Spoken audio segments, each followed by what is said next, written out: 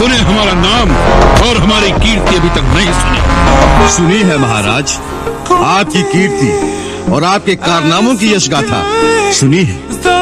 कैसे सहस्त्रबाहु के साथ आपने वीरता पूर्वक युद्ध किया था और फिर कैसे वानराज बाली आपको अपनी काख में दबाए दबाए 6 महीने तक घूमते रहे।